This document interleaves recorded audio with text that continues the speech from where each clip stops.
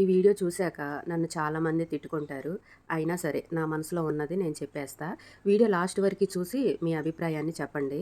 ఇంకా వీడియోలోకి వెళ్ళిపోదాం, వచ్చేసేయండి. ఈరోజు సాయంత్రం వ్లాగ్ ఒకటి మీతో షేర్ చేసుకుంటున్నాను. హాయ్ అండి, అందరికీ నమస్తే.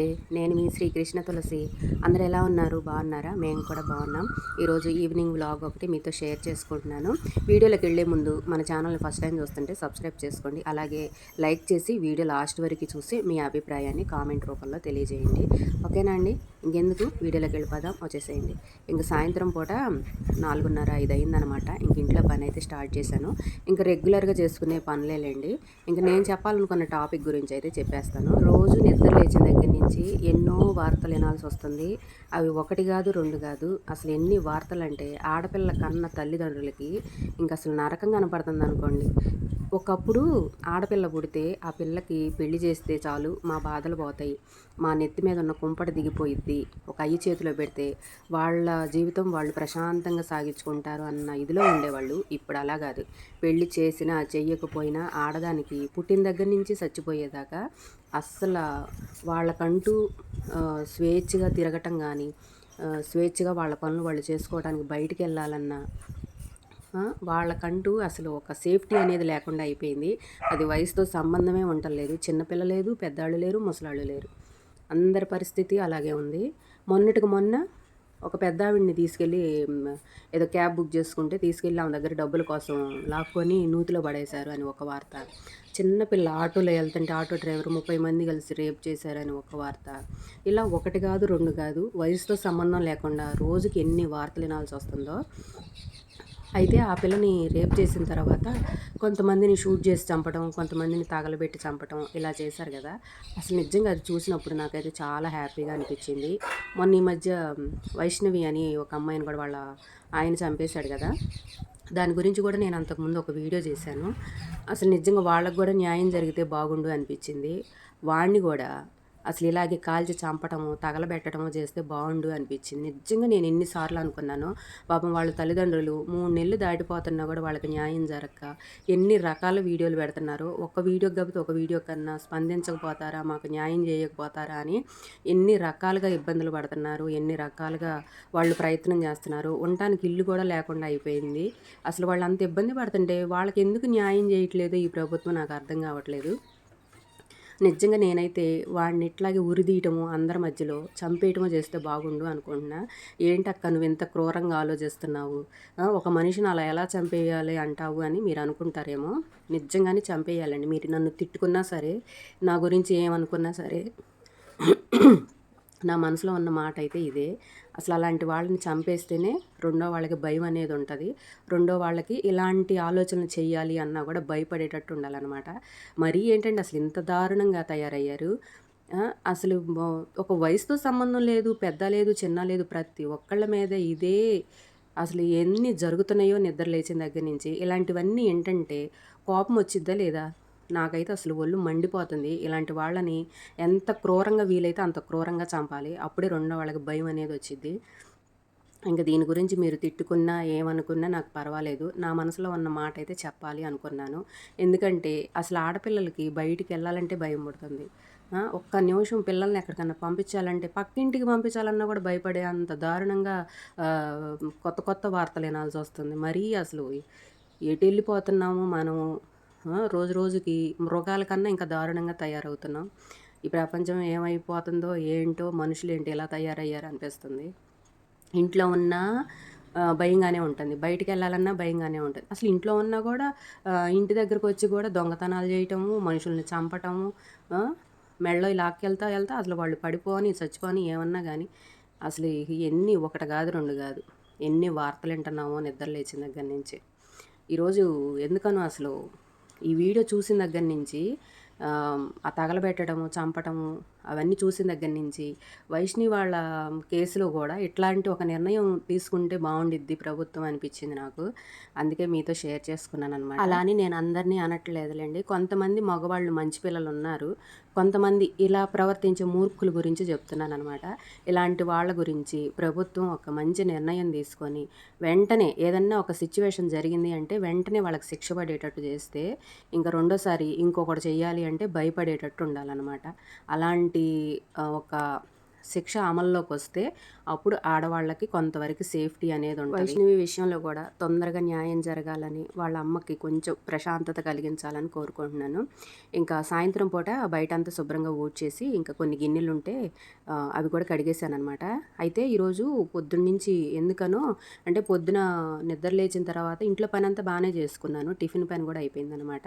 ఎందుకో తెలీదు సడన్‌గా బీపీ డౌన్ అయిపోయింది నాకు. ఇంకా తర్వాత ఆర్ఎంపీ డాక్టర్‌ని పిలిచి ఇంజెక్షన్లు అవి చేయించుకొని కొంతసేపు పడుకున్న తర్వాత ఇంక ఇప్పుడైతే లేచి ఇంట్లో పని చేసుకుంటున్నాను. ఎందుకో సడన్‌గా బీపీ డౌన్ అయిపోయిందనమాట. ఏదైనా అతిగా చేస్తే విషంగా మారిద్ది అని మన సొంత ప్రయోగాలు కూడా అన్ని సందర్భాల్లో పనిచేయవు. ఈరోజు ఏం జరిగిందంటే కళ్ళు తిరుగుతున్నాయి. అంటే పడుకుంటే చాలు మంచంతో సహా తిరిగిపోతుంది అని చెప్పేసి బీపీ డౌన్ అయిందనుకుంటా అని చెప్పి సాల్ట్ వేసుకొని మజ్జిగ చేసుకొని తాగాను. ఒక్కసారి చేసుకొని తాగినట్టయితే ఇబ్బంది ఉండేది కాదు. పొద్దున పూట అలా తాగిన తర్వాత సాయంత్రం మళ్ళీ 4 మళ్ళీ అలాగే కళ్ళు తిరుగుతున్నాయి అని చెప్పి మళ్ళీ సాల్ట్ వేసుకొని మజ్జిగ చేసుకొని తాగాను. ఇంకా అది ఎక్కువైపోయిందనమాట. లో బీపీ కాస్త హై బీపీకి వెళ్ళిపోయింది. ఇంకా ఆర్ఎంపీ డాక్టర్ గారిని పిలిచి చూయించుకొని ఇంకా బీపీ హైలో ఉంది అని చెప్పి ఇంకా ఇంజెక్షన్లు చేసి మందులు ఇచ్చారనమాట. ఒక్కొక్కసారి మనం తెలిసి తెలియక అన్ని విషయాల్లో మనం చిట్కాలు పనిచేయవు. ఇలాంటప్పుడు ఏంటంటే ఎప్పుడైనా సరే ఆర్ఎంపీ డాక్టర్ని పిలిచి చూయించుకోవటమో లేకపోతే హాస్పిటల్కి వెళ్ళి చూయించుకోవటమో చేయాలి. అన్ని సందర్భాల్లో మన సొంత ప్రయోగాలు పనిచేయవన్నమాట. ఇంకా టైం బాగుండి ఇంకా తక్కువే ఉంది కాబట్టి సరిపోయింది. అదే ఎక్కువైందనుకోండి ఎంత ప్రమాదం అయిద్దో కదా. ఇంకా ఏదన్నా మనం చిట్కాలు పాటించేటప్పుడు దానివల్ల ఏదన్నా తేడా పడితే ఎంత ఎఫెక్ట్ అయ్యిద్ది అనేది కూడా ఆలోచించుకొని చేయాలి అనిపించింది. అయితే ఇంకా పొద్దున్నుంచి పడుకొనే ఉన్నాననమాట. ఇంక ఇప్పుడు లేచి పని చేసుకుంటున్నాను. ఇంకా కళ్ళు కూడా బాగా మంటలుగా ఉన్నాయన్నమాట. వేడి చేసినట్టుగా ఉంది. ఇంకా అలాగే హనీకి కూడా వేడి చేసిందనమాట. ఇంకెప్పుడన్నా ఒంట్లో బాగోనప్పుడు, నీరసంగా ఉన్నప్పుడు, ఏదన్నా గొంతంతా నొప్పిగా ఉన్నప్పుడు, లేకపోతేనేమో కళ్ళు మంటలుగా అంటే మనకు బాగా వేడి చేసిద్ది కదా. అలాంటప్పుడు ఇట్లా సగ్గుబియ్యం చేసుకొని తాగితే తొందరగా తగ్గిద్దనమాట. కాకపోతే మనకు జలుబు ఉన్నప్పుడు కొంచెం స్వీటు లైట్‌గా వేసుకుంటే సరిపోయిద్ది. ఇంకా అయితే ఈరోజు సగ్గుబియ్యం కాద్దామని చెప్పి ఒక పొయ్యి మీద సగ్గుబియ్యం ఉడకబెడుతున్నాను. అలాగే ఇంకోవైపు జీడిపప్పు, కిస్మిస్ ఏపి పక్కన పెట్టి అలాగే సేమియా కూడా ఏపాననమాట. ఇంక ఈలోపు సగ్గుబియ్యం ఉడికేసినాయి. ఇంకా ఈ మనం ఏపుకున్న సేమియా కూడా దాంట్లో వేసేసి ఇంక 2 కలిపి ఉడకబెట్టుకుంటున్నాను. ఒక 5 నిమిషాలు ఇట్లా సేమియా కూడా ఉడికిన తర్వాత మనం బెల్లం వేసుకొని పాలు పోసుకోవడమే. ఈ సగ్గుబియ్యం కాసినప్పుడల్లా మా అమ్మ చెప్పే మాట ఒకటి గుర్తొచ్చింది. మా తాతయ్యకి అంటే అమ్మ వాళ్ళ నాన్నకనమాట. ఆయనకి జలుబు చేసిన, మోషన్స్ అవుతున్నా సగ్గుబియ్యం తాగితే తగ్గిపోయేదంట. ఈ విషయం చాలా సార్లు చెప్పేది.